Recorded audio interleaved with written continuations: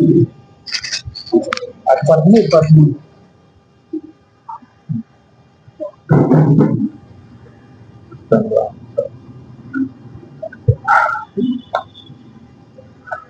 शुभमस्तु। श्री गुरुभ्यो नमः। श्री महागणाधिपतये नमो नमः।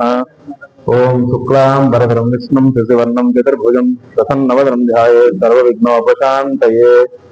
वागीशाद्या सुमनसः सर्वार्थानामुपक्रमे यन्नत्वा कृतकृत्या स्युः तं नमामि गजाननम्।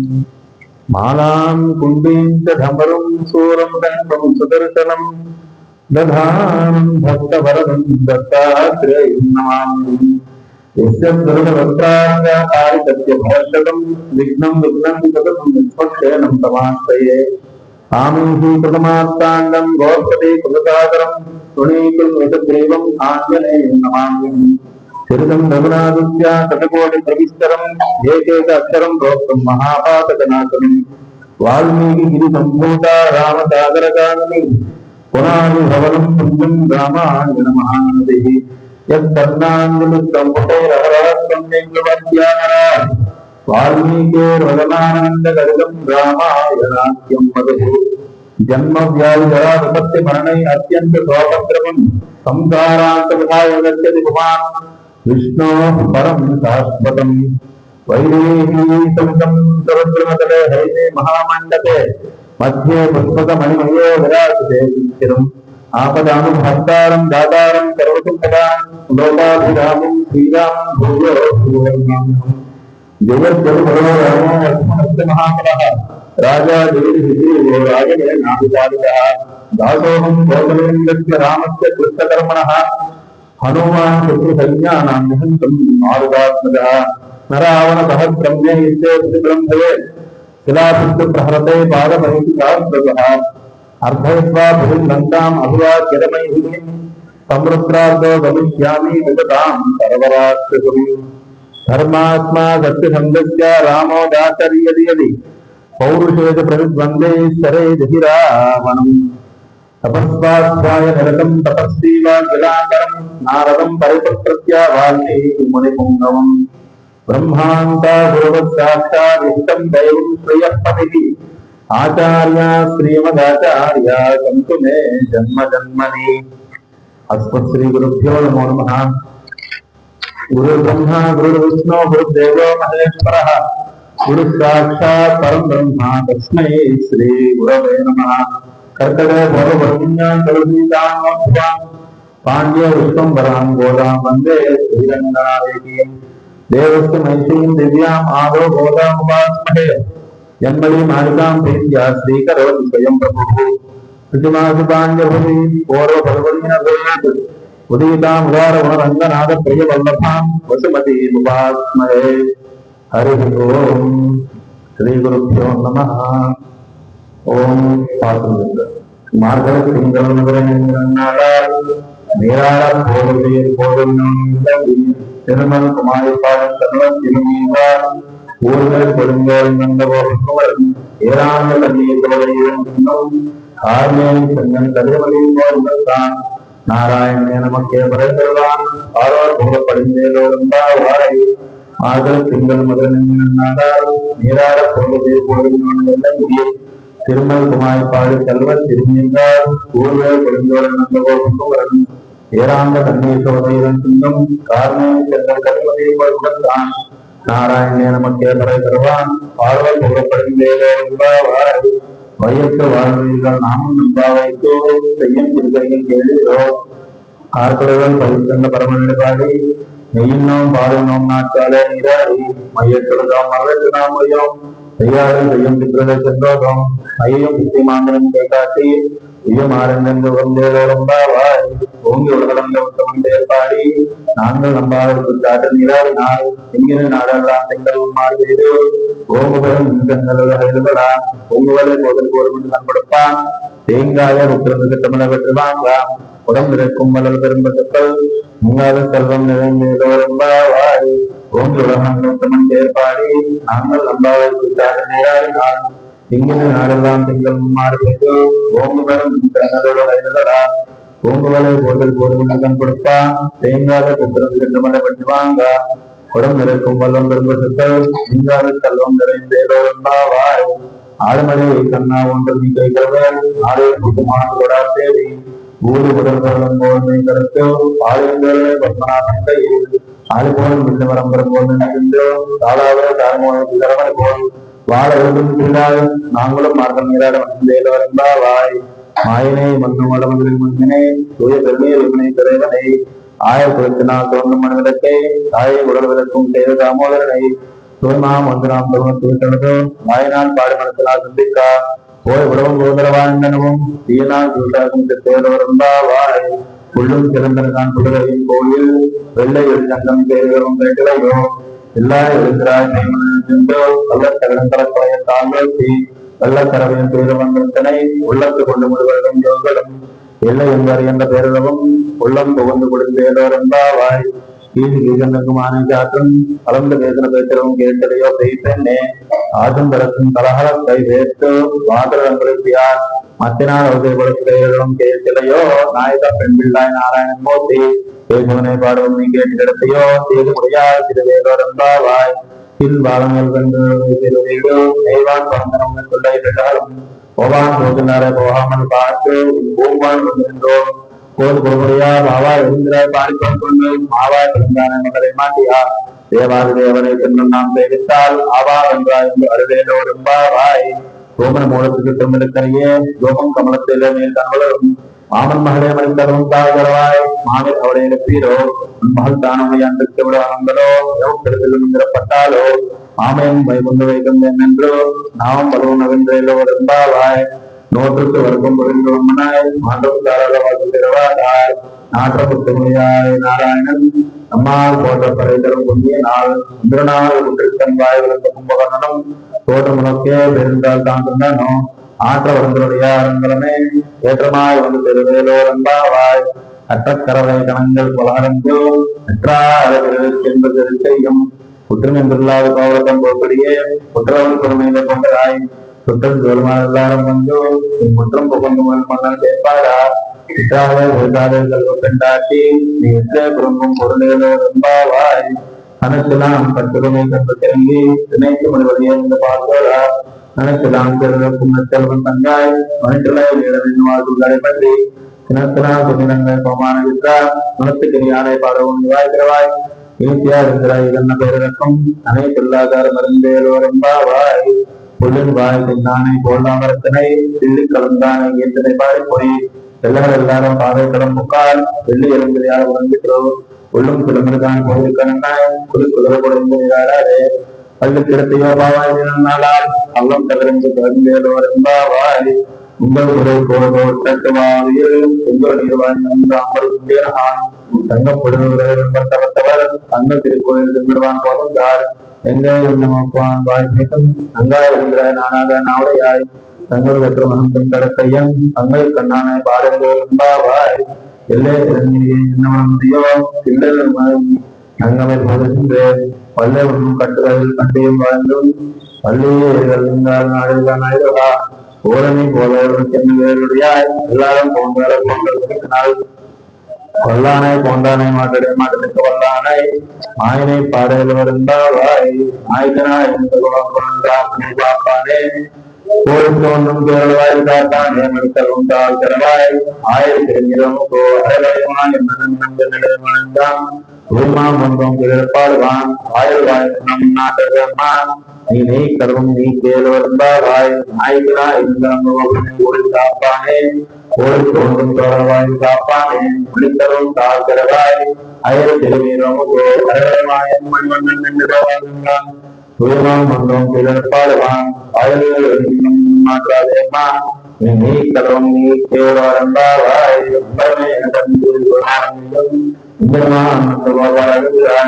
ஒன்பது நாட்கள்லாம் கொடுத்து கொடுத்துக்கே இந்த மாற்றுகிறாய் அம்பர முடலுக்கு உள்வளர்ந்தான் அம்பர் கோமான வளர்ந்து இருக்கிறாய் சம்ப கலரடு செல்வா பலதேவா ஒன்றின் நீ மருங்கியலோரம்பாவாய் ஒன்று வளர்க்கிறான் அந்த கோபாலா அந்த முறையின் நானே அந்தம் கவரும் குடலை கடத்திரவாய் வந்து இன்பம் கோரிக்கிறான் மதுரை பந்தங்கே பல அனுகிரகம்தான் கோருகா பந்தாளர்களும் செந்தேப்பாரா செந்தாளை பெயால் தீரார் வருவா ஒன்று தருவாய் மகிழ்ந்தேல் வருந்தாவாய் கூத்து வருத்தரை போட்டில் காலத்தின் மேல் அத்தியாந்த பண்டிகை தன் மேலே ஏறி மாறுபோவாய் திறவாய் மைத்தளம் கண்ணினாய் நீயும் மணாலை எத்தனை போதும் துயிலிடப்பட்டாய் தான் எத்தனை விளம்பரவாட்டுக்குள்ளாயால் பத்துவம் வந்து அவையலோ பெரும்பாவாய் 33 சென்றோ கப்பம் தவிர்க்கும் தலையே திரளாய் கப்பமுடையாய் திருநிலையாய் செற்றார்க்கும் கொடுப்பான் விமலா திரளாய் செப்பண்ண மேல்முலை செவ்வாய் திருக்குணங்கள் நப்பென நங்காய் திருவிழாய் உக்குமன் பெற்றோரின் தந்திரமனானை இப்போதே மணிரார் பேரவரம்பாய் பெற்ற கலங்கள் பொங்கும் மாற்றாதே வாழ்த்து ஆற்றப்படைத்தான் மகனை அறிவுறாய் ஓட்டமுறையாய் தெரியாய் புறானில் தோற்றமாய் மாற்றால் கோடி தோழங்களும் ஆற்றால் வந்து உடனடி பண்ணி ஓட்டையாம் வந்தோம்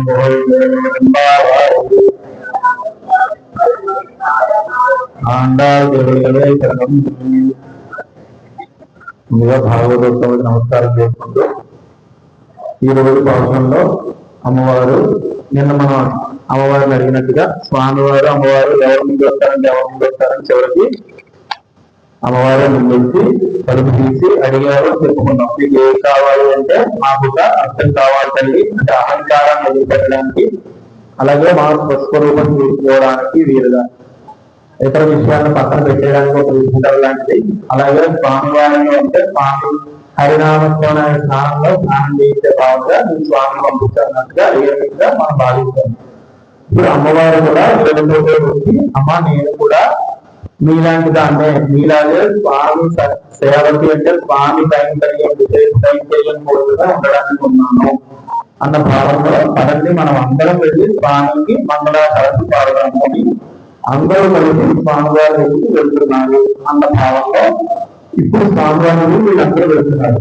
మామూలుగా గురించి మనం చూసుకుంటే ఒక ఆర్డర్ ప్రకారం వెళ్ళారు. అంటే ముందుగా ద్వారపాలకులు దేవి దేవుడు భద్ర సుభద్ర ఇటువంటి ద్వారపాలకులందరికీ ముందు వాళ్ళ దగ్గర మంగళాచారం ఉండాలి. అంటే నేను ప్రమాదం కాదు, నేను చిత్రం కాదు, మేము స్వామి కోరిక వచ్చాము, మాకు ఇంకే కోరికలు ముందు ద్వారపాలకులు వచ్చేది, తర్వాత నందగోపురం వచ్చేది, తర్వాత ఏ సౌదాన్ని ఇచ్చేది. అంటే ఏ సౌదాలు అంటే మంత్రము అనుకున్నాం, అలాగే మంత్రార్థం అని కూడా అనుకున్నాం.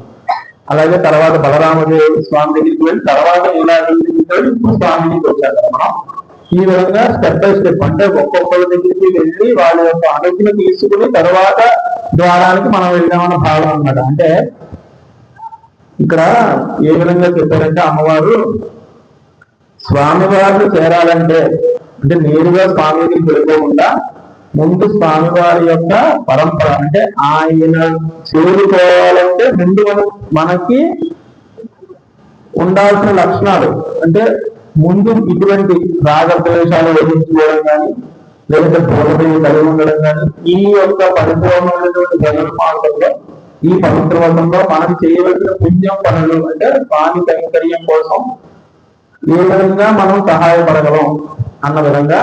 అలాగే మనం మొదటి నుంచి చెప్పుకున్నాం పర యోగ విభవ అంతర్యామి అత్యామూర్తి అని చెప్పుకున్నాం. అంటే ఇప్పుడు నదిలో ఎవరైనా కొట్టుకోవచ్చు అనుకోండి, యువతల నుంచి వెళ్ళి ఇంకొకరు కాపాడడానికి వెళ్ళాలనుకోండి, దూరం నుంచి చూసేవాళ్ళు ఏమనిపిస్తుంది, ఇద్దరు కొట్టుకోతున్నారని కనిపిస్తుంది. కానీ ఇక్కడి నుంచి వెళ్ళినా అతన్ని కాపాడడానికి వెళ్ళాడు, అంటే అతన్ని కాపాడాలని శక్తి ఉన్నాయని వెళ్ళాడు. అంటే ఇప్పుడు మనం ఏమర్థం చేసుకోవాలంటే ఈ సంసార కాలంలో మనం కొట్టుకుపోతుంటే ఆచార్యులు అనేవాళ్ళు మన కోసం ఆ నదిలో నుంచి మనకు కాపాడతారు. మన పక్కనే ఉన్నారు, మనలాగే వాళ్ళకి ఉంటారు అన్న భావంతో మనలో వాళ్ళు ఒకటే అన్న భావంలో కోరుకోరు. ఆచార్యులు అనేవాళ్ళు ప్రత్యక్ష దైవము అని అమ్మవారి భావంలో చెప్తున్నాను. అంటే ముందుగా మనం ఆచార్య పూర్వకంగా ఎవరు భావించారు అంతా దేవుడికి భావించారు. ఎందుకు సాక్షాత్తు మొత్తం మదగం అని చెప్పారు స్వామివారిని. అంటే అటువంటి ఏడుగు ఉన్న భావంలో చెప్పారు. అటువంటి ఏనుగు బలం కలవాడా, ఏనుగులు కలిగిన వాడా, ఏనుగుని కలిగిన వాడా అన్నట్టు కూడా చెప్పారు. ముందు భాషల్లో మనం చూసాం. అంటే అటువంటి శ్రీరంగనాయకుడు భక్త మదగత్తు లాంటి స్వామి పరమాత్మ అనే పదార్థం ఈ ఇంటి ముందు ఆడుకుంటూ ఉంటుంది. ఆ స్వామిని మా కోసం నిద్రలేదు అన్న భావంలో, నందలేకుంటే ఆచార్యులు అన్న భావంలో అమ్మవారు చెప్పారనమాట. మనం ఆచార్యులు చెప్పుకున్నాం. ఈ పుస్తకంలో ఉత్తారకులు, ఉపదేశకులు, విద్వేషులు 3 రకాలు ఉంటాయి ఆచార్యులు. అంటే ఆచార్యుడు అనేవాడు మనకి వేదార్థ ప్రకారం శాస్త్రార్థ చెప్పాలంటే వేదం చెప్పింది మనకి చెప్తున్నారా లేదా, శాస్త్రం చెప్పింది మనకు చెప్తున్నారా లేదా అంటే చూడాలి. అంటే మన కోసం ఆచార్యుడు, అమ్మ మనకి ఎలా అంటే అన్నం గోరుముక్కల్లో ప్రేమగా చూపిస్తుందో, ఈ ఆచార్యులు అనేవాళ్ళు మనకు ఉన్నటువంటి ఇతిహాసాలు, పురాణాలు, వేదాలు, ధర్మాలు, శాస్త్రాలు వీటిలో ఉన్న రత్నాలు లాంటి అర్థాలని మన వాళ్ళు తీరుస్తారన్నమాట. ఆ యొక్క జ్ఞానం మనం తీసుకోవడం వల్ల మనకి పరిపూర్ణమైనటువంటి భక్తి కలిగి, అంటే మనకి 4 రకాలు చెప్పారు కదా. కర్మ, ఫస్ట్ కర్మ జ్ఞానం, తర్వాత కర్మ జ్ఞానము, భక్తి, ప్రపత్తి 4 రకాలు చెప్పారు. చివరిలో ఆచార్య ప్రపత్తి అని చెప్పారు. అంటే ఆచార్య ప్రపత్తి ఎప్పుడైతే కలిగి ఉంటుందో ఆచార్యులుగా అంటే గురు బ్రహ్మ, గురు విష్ణు, గురుదేవ మహేశ్వర, అంటే గురువు అనేవారు ప్రత్యక్ష దైవం చెప్పారు. అంటే తల్లి ప్రత్యక్ష దైవం చెప్పారు, తండ్రి కూడా దైవకి సమానం చెప్పారు. కానీ ప్రత్యక్ష దైవం ప్రతి వారికి ఈ గురువు అన్న భావనని ఈ యొక్క మంత్రాన్ని చెప్పారు అనమాట. అంటే మనం ఆచార్యులని ఎప్పుడు విశ్వాసం కలిగి ఉండాలి. వాళ్ళు మనతో ఉన్నారు, మనలాగే వాళ్ళు పాల్గొంటారు. ఈ భావనని పక్కన పెట్టి మనల్ని ఈ సంసార సాగరంలోంచి బయటపడేసి జ్ఞానము, ముక్తి మార్గానికి దారి చూపించేవాడు ఆచార్యుడు. దాని ఎందుకు మనకు ప్రధానంగా విశ్వాసం కలిగి ఉండాలి. అంటే మనకు వచ్చిన మంత్రాల వాళ్ళకి తెలుస్తుందా, మనకు తెలిసిన జ్ఞానం వాళ్ళకి తెలుస్తుందా, ఇటువంటి భావం ఉండకూడదు. ఆచార్యులు మనకి పరిచయం, విశ్వాసం ఉన్నప్పుడు ఆచార్య స్వరూపం మనకి ఆ మోక్ష మార్గానికి దారి చూపిస్తుంది అని అమ్మవారు ఈ యొక్క పాజిటివ్ అంటే ఎంతకాలంగా ఎదుర్కొంటూ అంటే పాలకి ఇచ్చిన కొండలు అయిపోయి పొడవునట్టు ముందు పాలన చెప్పుకున్నాం. ఆ పరమాత్మ యొక్క తరతరం కొరత వల్ల కొరటువంటి గోవులన్నీ కూడా అద్భుతమైన పొలిటికి కలిగి 4 వాటిలోకి పాలధార విశేషంగా ఉంటుంది. ఆ యొక్క 4 వాటిని వేదాలను కూడా చెప్పుకున్నాం. ఆ గోవులను వేదాలను చెప్పుకున్నాం. అంటే ఇటువంటి వేదాల నుంచి ఆ పాలు అనే అర్థాన్ని తీసి మన కోరుకుంటే కుండలు అంటే శిష్యుడు అనే భావంలో మనం ఉండాలి. ఈ విధంగా మాట్లాడే అంటే అటు ఎందుకు కొండలైనా నింపుతారు కదా. అటువంటి శక్తి ఉన్నటువంటి ఆచార్యుడు ఆగకుండా మాలని చూస్తున్నటువంటి పాల్పోయిన పళ్ళు అంటే ఉదాహరణ భగవత్ గుణాలు కలిగినటువంటి ఆచార్యుడు అన్న భావంలో మనం ఉండాలన్నమాట. అంటే ఆచార్యులంగా మనకి ఎంత విశ్వాసం ఉండాలంటే ఒకసారి కోటస్థాయిలో తెలుస్తున్నటువంటి భగవంతు రామానుజుడు ఆయన దండవని పిలుస్తారు. ఆయన అలాగే దాసరుడు పల్లెటూరు పిలుస్తారు. వీళ్ళిద్దరూ లేకుండా రామానుజాన్ని ఎక్కడికి వెళ్ళగలుగుతారు. అయితే ఒకసారి శ్రీలంకలో రామానుజానికి ఉద్యోగం తీర్చబడింది. ఆయన చరిత్రలు చరిత్ర తెలుస్తుంది. అప్పుడు ఆయన యొక్క శిష్యులు గవర్నమెంట్ వారు అప్పుడు కోటస్థాయిలో వెళ్ళారన్నమాట. పెడితే అక్కడ ఇక్కడ ఉన్నారు. ఒకవేమో ఆలోచండి భగవత్ రామానుజాచార్యులు సంబంధించిన కాబట్టి బాగుంటుంది అన్నారు. అంటే ముంచున్నారు. ముంచులంటే ఒక పంపం అన్నారు. చాలా మంచి అయినా పెద్ద పెళ్లి అంటే పెద్ద పండితుడినా బాగా చదువుకున్న వాళ్ళు మీరు ఎవరైతే మనకు పాపం అవుతుంది, మీరు ఎవరిద్దరం చెప్తే అప్పుడు ఎవరిస్తా అన్నారు. అప్పుడు కొడుతాలు ఏమన్నారంటే భగవత్ రామానుజాచార్యులు అంటే నాకు సంబంధం తిరిగిపోతే నాకు శ్రీలంక బాగా వద్దు, నాకు అంతకంటే ఎక్కువ రామానుజాచార్యులు అన్న భావంలో నాకు వందనాలు అభిప్రాయం చేసి అక్కడి నుంచి దండం ఎందుకంటే భగవత్ రామానుజాచార్యులు సంబంధం తిరిగిపోతుంది లోపల. ఆ భావనలో అంటే అంత విశ్వాసం కలిగి ఉండాలి మనకి, మన యొక్క ఆచార్య మీద అన్న భావంలో ఇది ఒక ఉద్యోగం మాట్లాడారు. ఎందుకంటే మామూలుగా ఒక పల్లెటూరులో నలుగురు శిష్యులు ఉన్నారు, ఒక గురుగారు ఉన్నారు. అయితే బాగా శుద్ధపడతారు అన్నమాట. నేను కావాలంటే పట్టణానికి తీసుకునే వీళ్ళందరూ నెలకోసారి వెళ్ళి తాగడానికి కోరుకోవడానికి వెళ్ళారు. వెళ్తే అక్కడ మామూలుగా బంధువులు జరిగితే వెంటనే ఒక ఆయన బయటకు వచ్చి, అయ్యా మీ శిష్యుడు ఎవరైనా పట్టణానికి వెళ్ళారంటే వెళ్ళిన చదువులు వెళ్ళారు ఏమైందని అంటే ఏం వెళ్ళలేదు, ఒక ఆయన బండికి వెళ్ళలేదు కళ సమాజం జరుగుతున్నట్టు ఆలోచన చేశారు. మీ శిష్యుడు ఏమో నా సన్మానం ఏంటంటే ఆ పర్వాలేదు మా శిష్యుడు గారు అన్నారు. అదేంటంటే అలా అన్నారు. కేవలం ఏం పర్వాలేదు మా శిష్యుడు ఉంటారు అంటే అలా ఎలా చెప్తున్నారు ఏంటంటే ఏం చెప్పారు చెప్తుందండి మా శిష్యుడు కలవలేదు. నేను పండుగ చెప్తున్నారు ఖచ్చితంగా మా శిష్యులు ఏంటంటే ఆయన అంటే 10 వాళ్ళు శిష్యులు వచ్చారు. అంటే ఒక్కొక్కసారి ఇటువంటి శిష్యులు కూడా సహనం కలిగిన గురువులు ఉంటారు మనందరికీ కూడా. తిరుగుతూ ఉంటారు. మనం ఏదో సరదాగా చెప్పుకున్నా కూడా ఒక మంత్రాన్ని చెప్పి దాని మంత్రాన్ని అవసరం చెప్పాలంటే మామూలు కాదు. ఒక్కొక్కరు ఒక్కొక్కలా ఉంటుంది. వాళ్ళ యొక్క నైపుణ్యం చేస్తారు. అంటే వాళ్ళ యొక్క తెలివితేటను బట్టి వాళ్ళు అర్థం చేసుకునే విధానం బట్టి కామన్ అని సంతాపం బట్టి కొన్ని పదాలు ఉంటాయి. అంటే ఒక వ్యక్తికి ఒకసారి బట్టి అదే విషయం అంతా చెప్పగలుగుతుంది. అయినా సరే సహనంతో దీని పరిపెట్టుకోకుండా వదలకుండా ఎప్పుడైతే ఈ విషయం వాళ్ళకి అర్థం అవ్వాలి. ఇందుకోవడం అంటే గురువులు ఏ విధంగా ఉంటారంటే 4 రకాలుగా ఉంటారు. అంటే వారి యొక్క విద్యను వృధా చేయకూడదు. అంటే 10 మందికి ఇవ్వాలంటే చక్కని వ్యక్తి 10 మందికి చెప్పాలన్న భావనలో ఉంటారు. అదేవిధంగా అయ్యో వాళ్ళు కష్టాల్లో ఉన్నారే వాళ్ళ కష్టాలు దర్శించడానికి మనం చేస్తున్నాం. మన ఇప్పుడు పెద్ద మనం చేద్దామన్న భావంతో చెప్పారా. అదేవిధంగా అడుగుతున్నారు కాబట్టి కొంతమంది అయ్యా నాకు ఉపదేశం పండి, అయ్యా నాకు మంత్రాన్ని చెప్పండి. కొంతమంది శిష్యులు అడుగుతారు, వాళ్ళకి దాని మీద బాగా చెప్తున్నారు. అలా అడుగుతున్నారని చెప్తారు.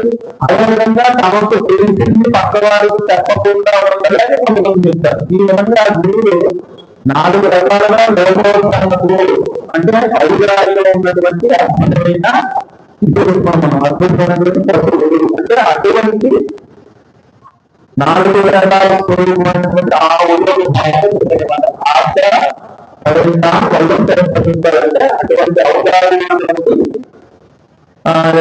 ఆవులను చూస్తే ఈ విధంగా చెప్తారు. అంటే భగవద్ రామాయణంలో అందులో కానీ ఏ విధంగా ఉంటుంది అంటే సముద్రం తెలియాలి. అంటే నువ్వు వేదకి అర్థమైనటువంటి విషయాలు అంటే వ్యాసం కృష్ణం జగత్ప్రభం చెప్తారు. వ్యాసులు చెప్పిన దేవం చెప్తారు. మనకి ప్రపంచానికి మొత్తం కృష్ణానికి ముగ్గురు గురువు ఉంటారు. కృష్ణం అంటే జగత్తులు చెప్తారు. కృష్ణుడు గురువు జగత్తి. కృష్ణుడికి కూడా ఉంటారు కానీ ఆయన నామమానాలకే ఆయన చెప్తారు జగత్తు కాబట్టి కృష్ణ పరమాత్మ ఆ విధంగా ఉండవలేదంటే భగవంతుడు జీవించడం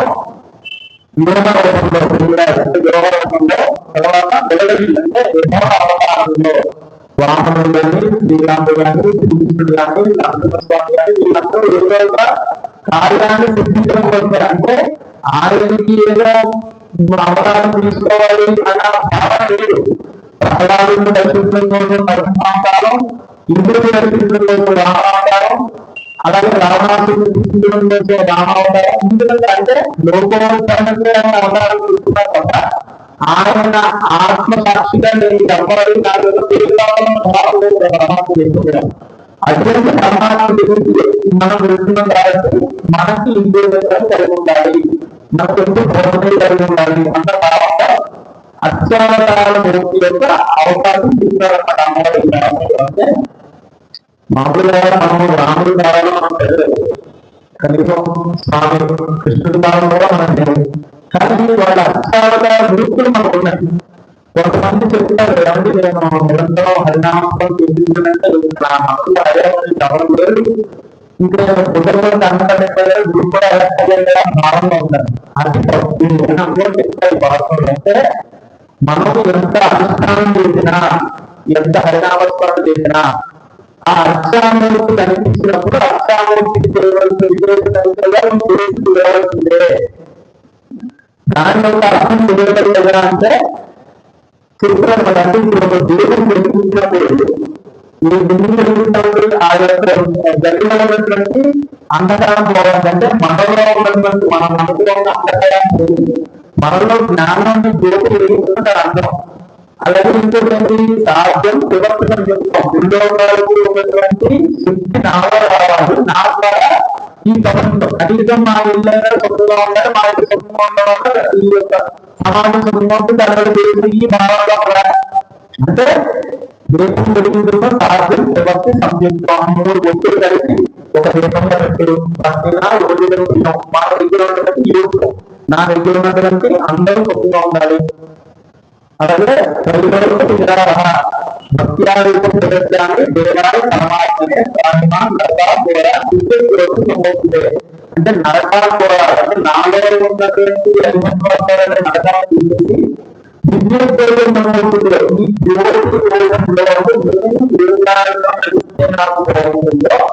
ఆ ద్వారా నాకు వెలుగు కలుగుతుంది. అలా ఆ దీపాన్ని కోరుకు తెలుగుతున్నమాట. అంటే ఒక దీపం వెలిగించడంలో ఒక సాధ్యం ఉంటే వెలిగిన నీటితో ఒక దీపం వెలిగించారు. అంటే దానికి అనుమానాలు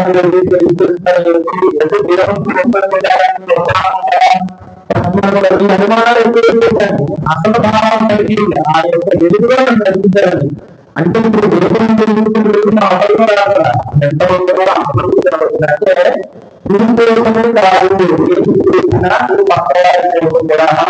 చెప్తున్నాం. అంటే ఈ యొక్క హరినామస్మరణాన్ని అంటే మన ఒక్కళ్ళే కాదు అందరం అందరం కలిగించాలి.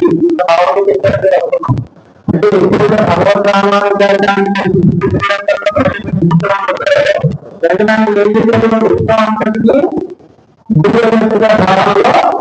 అష్టాక్షరులు పడుతున్నారంటే వినిపిస్తారు. ఇప్పుడు నారాయణ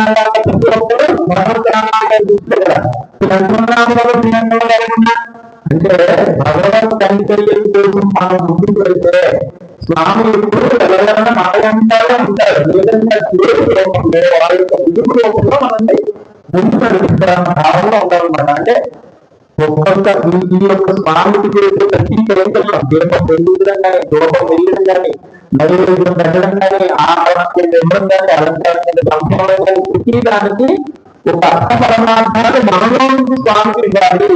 అంతేగాని నేను పూర్తిగా చేసేసుకోవడం మాట్లాడతానంటే కుదరదు, చేసి తీరవలసిందే అని చెప్తున్నటువంటి పాఠం అన్నమాట. ఈ పాఠంలో అక్కడ అధికంగా కలిగి ఉన్న నందగోవుని అంటే నందగోవుని ముందు చెప్తున్నాం. అంటే స్వామి ఎవరు ఉంటారంటే ఒక్కొక్కసారి శిష్యుడు పెట్టిన పరీక్షలు కూడా ఎదురవుతారు. అంటే రామాయణంలో మనం తీసుకుంటే చిన్న ఉపమానం తీసుకుంటే సుగ్రీవుడు రాముడు అత్యంత శక్తివంతుడు, పరమాత్మ తెలుసు, అయినా భయం ఏమో మళ్ళీ వారిని వెలుగుతున్నాడేమో, మళ్ళీ మళ్ళీ కనుక్కున్నాడేమో అన్న భయంలో లేదంటే ఈ దుందుడి ఇతని మా అన్నయ్య చెప్పాడు వాడు ఇతని శరీరాన్ని పరపడితే నాకు నమ్మకం వస్తున్నాడు. నిజంగా రాముడు అంతటి వాడు అవసరం లేదు, నిరూపించుకోవాల్సిన అవసరం. కానీ అతనికి నమ్మకం కలిగించడం కోసం అంటే భక్తిని పెట్టిన పరీక్షల కోసం కూడా ఒక గురువు నిలబడతాడు ఉన్న భావంలో ఆయన తమ్ముడు గుంపు జరిగించాలి. అంటే ఆయన యొక్క బట్టలు ఎడమకాలి బట్టలు శివంలో అంటే మరణం కూడా పరిచెత్తకుండా ఇలా చిందితే 10 యోజనాల దూరంలో పరిచాడు. శరీరం 10 యోజనాల దూరం పడింది. అంత శక్తివంతమైన రావాలన్నమాట. అయినా సరే ఇంకా బుద్ధి ఉంటే మా అన్నయ్య చెప్పినప్పుడు కొంచెం బలంగా ఉన్నారు, రక్తమాంసాలు ఎలా ఉన్నాయి, చాలా ఎందుకంటే కళ్యాణంగా ఉంటుంది, అందుకే సింపుల్ ఎక్కువ ఉంటుంది, నా దృష్టి ఉంటే నమ్మకం కలగాలి చెప్తే సరే పర్వాలేదు నమ్మకం అంతా అన్నారు. అంటే అప్పుడు అయితే ఈ మధ్య చెట్లు అంటే ఒక మధ్య వ్యక్తిని చూస్తే వాళ్ళు ఒక మధ్య వ్యక్తిని కూర్చొని కాబట్టి నాకు అప్పుడు భయం పోయి వస్తుంది అంత భావంగా అడిగారు. అంటే అప్పుడు సాంప్రదాయాలు మళ్ళీ ఎందుకు ఇప్పుడు చెప్పాలని చెప్పి బాణం తీసి అది అర్థం కాదు కేవలం సత్యం మాత్రమే. అంటే మామూలు బాణం తీసి ఓ బాణమా అని సప్తైతే అని ఆచారు స్వామి మూడు సప్తైతే అంటే 7 వచ్చిందంట.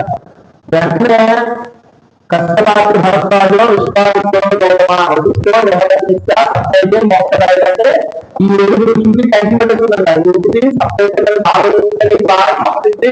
అందుకు వాళ్ళకి సప్త సముద్రాలకి 7 లోకాలకి వీళ్ళందరూ అందుకోలేదు కనిపించారు. ఎందుకంటే రాముడు మామూలు బాణానికి అంత శక్తిని వాళ్ళు చేశారు అని అప్పుడు చెప్పారు స్వామివారు. 7 మంది శక్తిని మాత్రమే జరగొచ్చు బాణాలు చేసి ఉండేవారు. అంటే మళ్ళీ ఒక వారికి అనుమానం పొందుతారు కదండి 7 శక్తులు ఒకటే వాళ్ళు.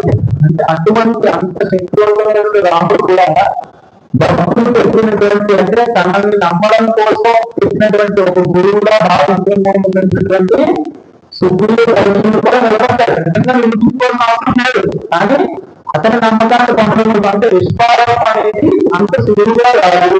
ఒకసారి వస్తే మన భావం అంటే అటువంటి విశ్వాసాన్ని మనం దేవుడు ఎవరైనా ఉంచాలి. అంటే వాళ్ళు ఏదో మనకు ఎందుకు ఇచ్చారు కదా అన్న భావంగా మనం ఉండకూడదు.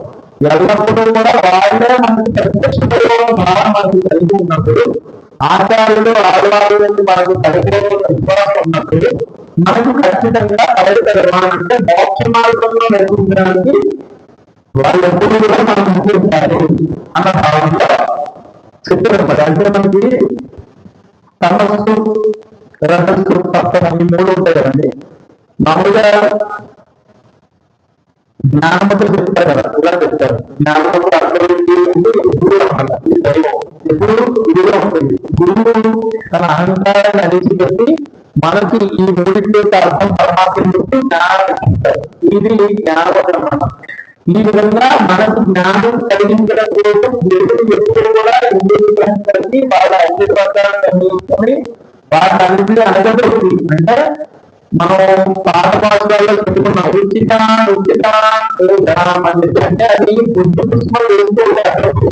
మన గవర్నమెంట్ విజయవంతం కష్టమే. కానీ విజయత అంటే విజయవంతమైనటువంటి దండంతో అది వ్యక్తులు దెబ్బయ్యారు ఉద్యోగ పడుకోవాలి. అంటే అటువంటి ఇతర విషయాన్ని భగవంతుడి కోసం మనకి గురువులు మనకి సహాయకరంగా అందించారు.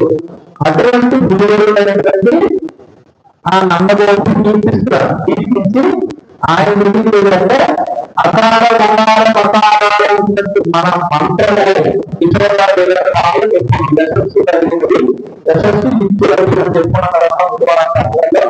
అటువంటి యశోదాన్ని మంత్రించడం ఏంటంటే మనకి 3 రకాలు ఉంటాయి.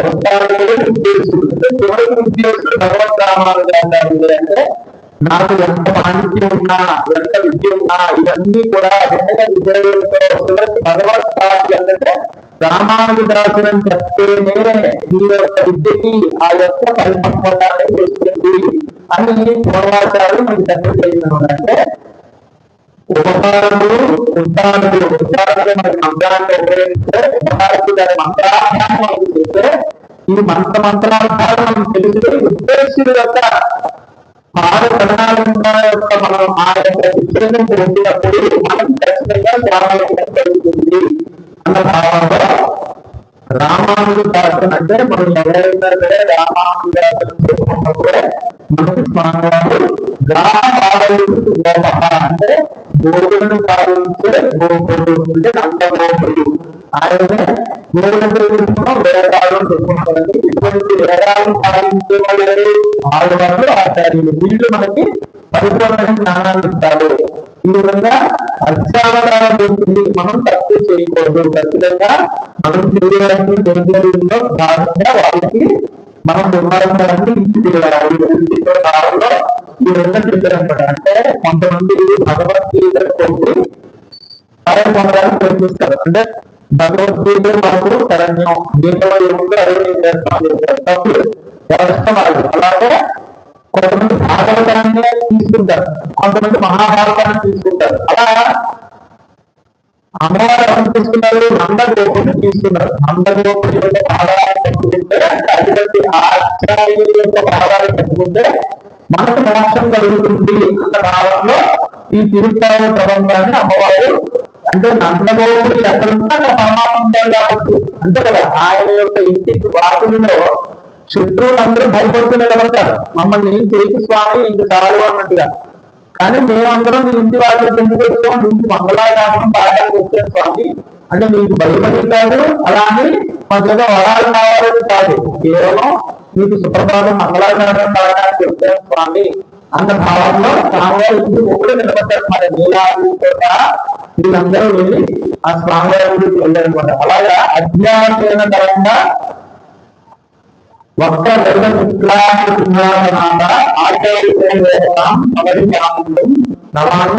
అంటే ఎవరి నాలుక పైన హయగ్రీవుడి యొక్క స్వామి యొక్క తాండవం ఆడే దానికంటే గొప్ప దైవాన్ని నేను తలవంచడం లేదు అంటే అమ్మవారు చెప్తున్నారనమాట. అంటే నిరంతరం మనకి మంచి మాటలు చెప్పే ఆచార్యులే నాకు గొప్ప దైవం అనే భావంలో అమ్మవారు మాటలు చెప్పారు.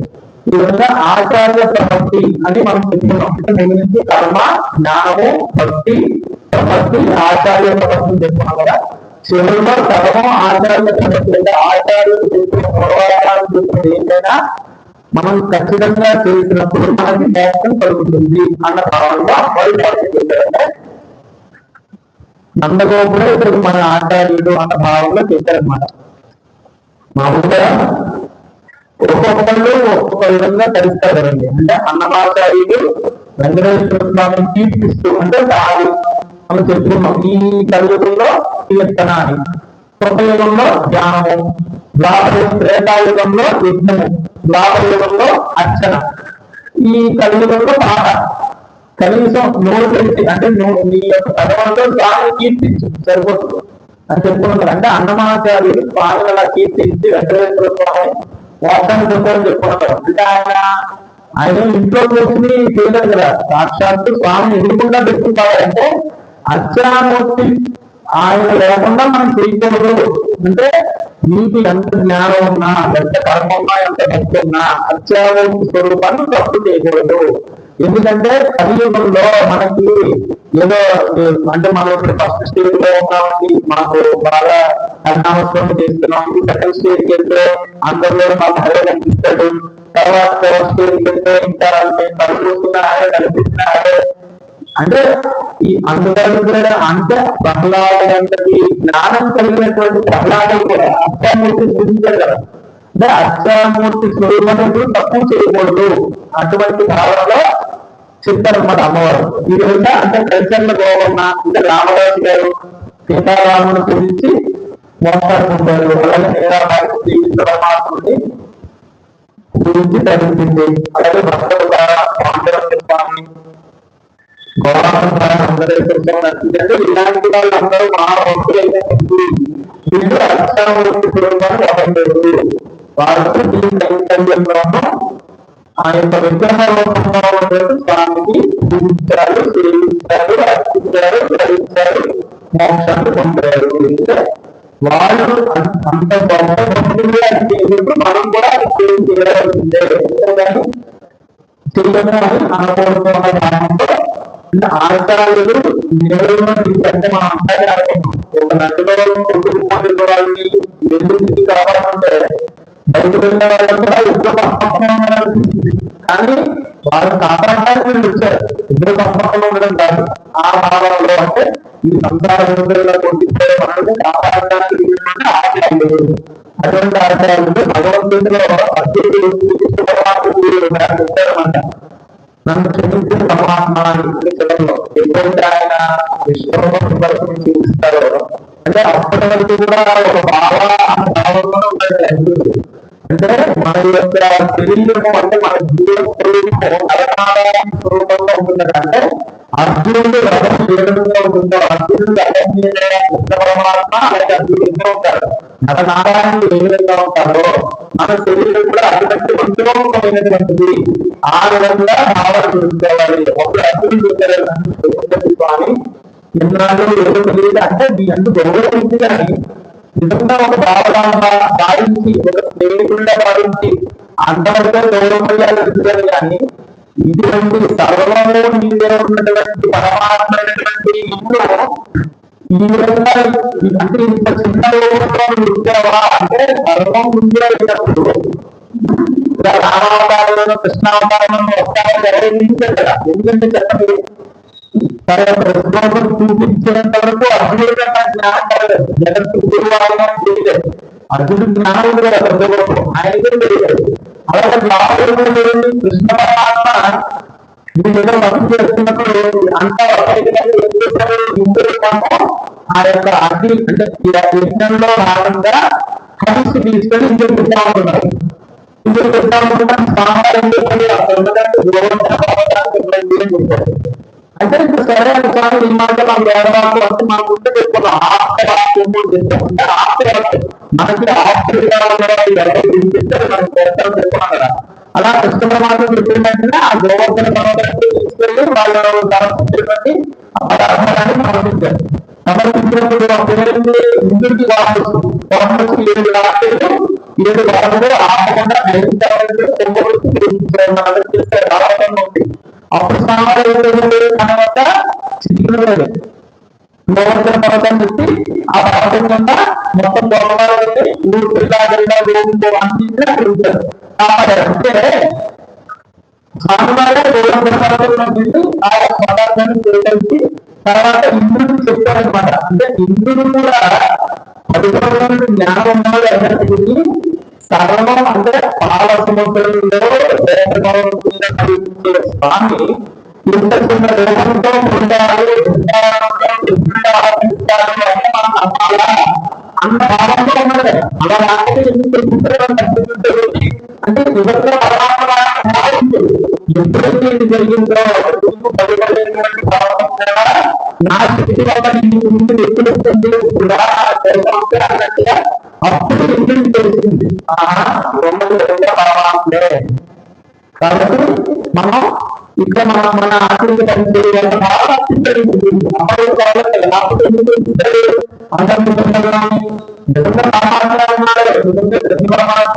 సింహనారాయణ అనుకుంటే జరిగింది కాబట్టి జరిగింది కాబట్టి ఆయన తెలిసింది. కృష్ణ పరమాత్మ శ్రీమన్నారాయణ ఇక్కడ అక్షరాలను కూడా అంటే అప్పటి వరకు చులకన భావం ఉందన్నమాట. అంటే మన ముందు ముందు భాగంలో చెప్తున్నాం. అంటే బ్రహ్మదేవుడు కూడా ఒక కృష్ణుని పరిస్థితుల్లో ఉంటుంది. కృష్ణుని తప్ప అందరినీ చెప్పి అందరినీ తీసుకెళ్ళి స్వామి తీసుకోవడం కాపాడిన తర్వాత బ్రహ్మదేవుడు స్వామి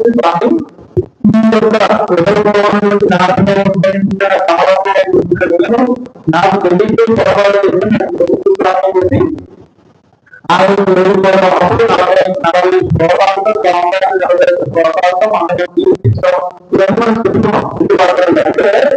ఈ విధంగా బ్రహ్మదేవుడు ఇంద్రుడు కూడా స్వామివారిని నిజంగా కల్పించడానికి మాట్లాడుతుంది. కాబట్టి మనంతా అంటే మన భావంలో అనిపిస్తుంది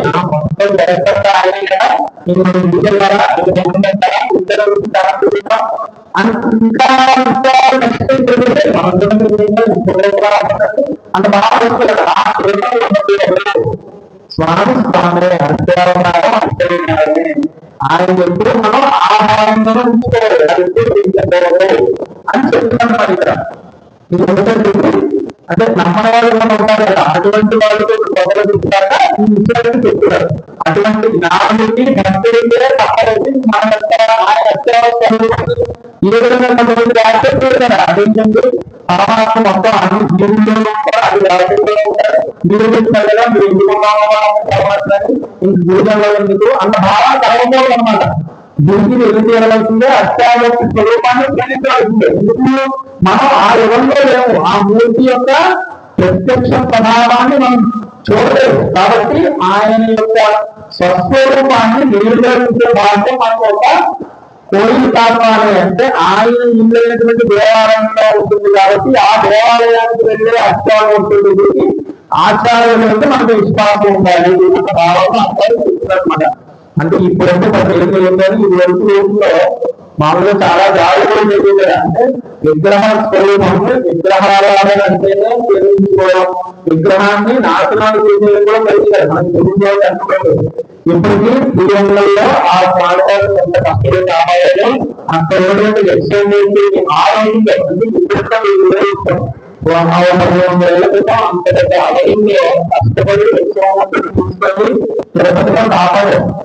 ఇప్పుడు చరిత్రలో ఉంది కదా విధంగానే, అంటే కాపాడకపోతే ఆ విగ్రహం చేసి అంటే ఇప్పటికీ శ్రీరంగ మండపం ఉంటుంది తెలుగులో. రంగ మండపం అంటే రాజున్నారని అక్కడ ఇచ్చిన బొమ్మలు ఇచ్చి ఆ అక్షరమూర్తికి తిరుపతి వెంకటేశ్వర స్వామి మధ్యలో శ్రీరంగనాథుని కొన్నాళ్ళు పెంచారు. స్వామి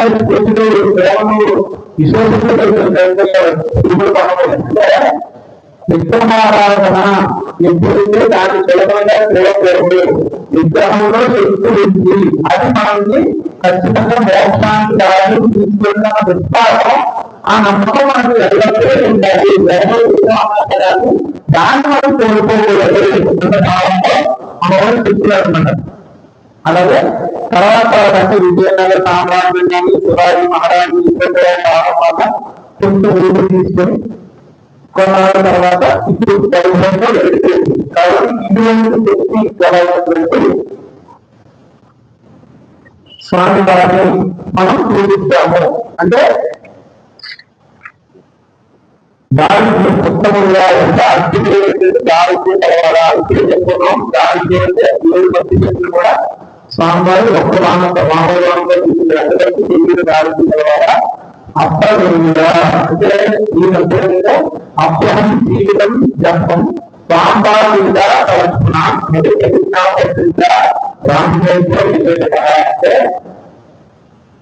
ఇటువంటి ప్రతిజ్ఞలు కూడా నెరవేర్చేవారా అంటే మా కోసం వ్యక్తానంటే మాకులు రక్షణ కల్పిస్తానంటే మాకులు మోక్షాన్ని ఇస్తానంటే దాని పరిస్థితుల్లోనూ వదలదు ఉన్న భావన అనమాట. అంటే అభ్యహం జీవితం జపం అంటే సీతాదేవి అడుగుతున్నమాట.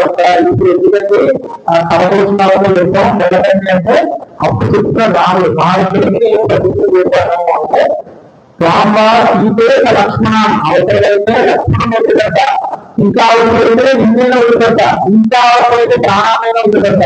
ముందు ప్రాణాన్ని చెప్తారు అంటే ప్రాణాన్ని వదిలిపెట్టాను, లక్ష్మణుని నిన్నే వదిలిపెట్టాను కానీ ప్రతిజ్ఞను వదిలిపెట్టను. అంటే భక్తులకు ఒక ప్రతిజ్ఞ చేస్తే దాన్ని ఎప్పుడు స్వామి వదిలిపెట్టారు అన్న భావంలో ఈ రామాయణంలో ఉన్నటువంటి శ్లోకం మనం చెప్తాం.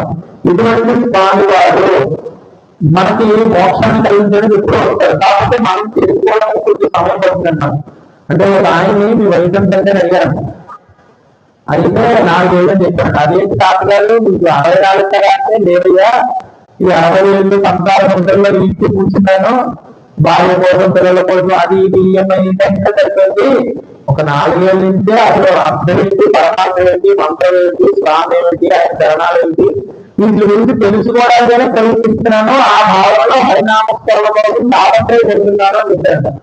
అంటే అప్పుడు అర్థమైంది అనమాట అన్నారు. అంటే జ్ఞానము కలగడానికి ఒక సమయం ఉంటుంది. అది కలిగిన తర్వాత మనం చేసే ప్రయాణం వేరే విధంగా ఉంటుంది. ఆ ప్రయాణంలో నలుగురిని కలుపుకుంటూ 10 మందికి మంచి కలిగే విధంగా మన ప్రయాణం ఉండాలి.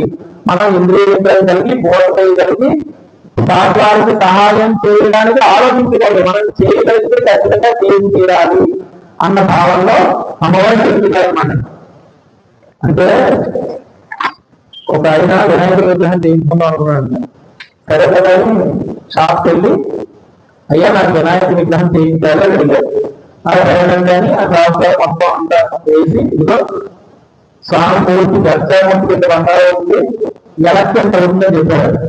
అదేంటంటే వినాయకుడికి డబ్బులు ఇస్తాం కదా, ఎవరికి మామూలుగా ఇచ్చేది అలాగే బంగారు 15,000 రాముడు అసలు బంగారు. అంటే వినాయకుడిలో ఉండేది బంగారమే, నెలకులో ఉండేది బంగారమే. కానీ మీ అక్షరమూర్తి స్వరూపాన్ని మీరు చూపించాలి. అంటే ఆ భావన ఆ విశ్వాసం మీలో ఉండాలి.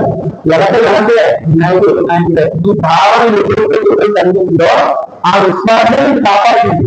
అందుకే ఈ మన వెంకటేశ్వర స్వామి గారు ఏం చెప్తారు, ఆత్మరక్షణ గోవింద అనారక్షి గోవింద అంటే ఇంట్లో భక్తులు వెంకటేశ్వరు కలుపుతారంట.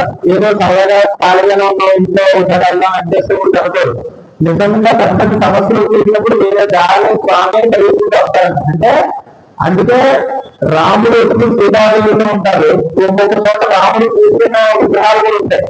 అలాగే కృష్ణ పరమాత్మ ఎప్పుడు దేవుడితో కలిపి విగ్రహాలు ఉంటాయి. వెంకటేశ్వర స్వామి మాత్రం ఒకళ్ళే ఉంటారు. చూసేవాళ్ళు మోక్షలక్ష్మీదేవి పద్మావతి అక్కడ వెంకటేశ్వర ఉంటారు. అంటే ప్రపంచంలో ఎక్కడ వెంకటేశ్వర స్వామి విగ్రహం తీసుకున్నా నెలలో ఉంటుంది కూర్చోండి. అంటే భక్తుల కోసం కలియుగంలో నేను పరిగెత్తుకుంటూ వస్తాను అక్కడ ఆలోచించు. కాబట్టి నీకు భక్తి ప్రధానంగా ఉండాలి. నువ్వు పిలిచేటప్పుడు ఆర్తిగా పిలవాలి.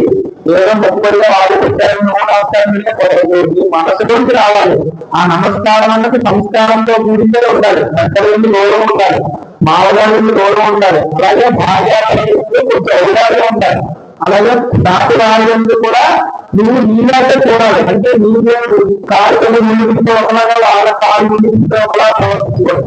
అందరూ ఒకటే అన్న భావనలో కలిగి నువ్వు ఎప్పుడైతే ఈ సమాజంలో ముందుకు వెళ్తావో అప్పుడు స్వామివారి యొక్క కరుణ కటాక్షాలు నిన్ను పడతాయి. ఎందుకంటే అంటే లోకంలో అంటే ఆర్థిక స్వరూపుడా ఎందుకంటే స్వరూపాన్ని కలిగినటువంటి అంటే అన్ని స్వరూపాల్లో ఉన్నటువంటి అక్షాదేవి స్వరూపము ఆ భావంలో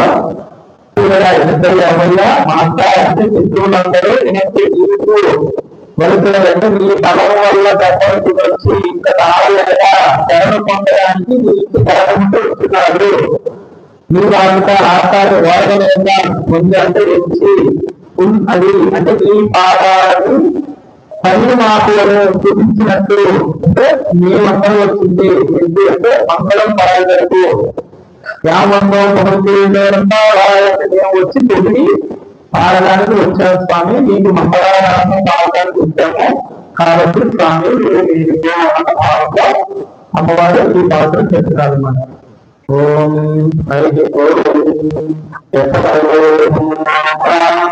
మాటలో అక్కడ వెళ్తాం మాటలు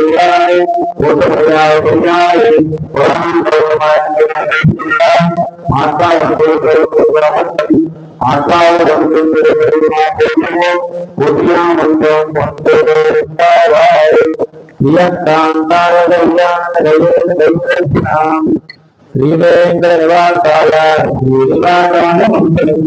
శ్రీమధ్య విశ్వవిద్యాలయ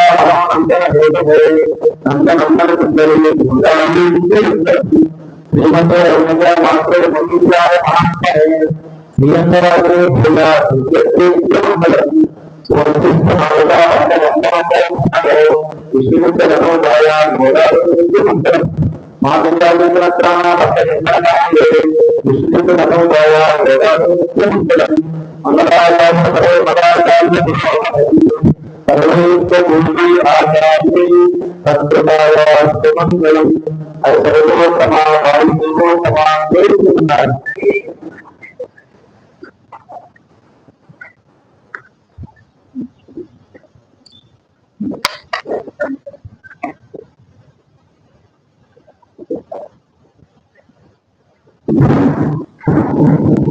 మాత్రం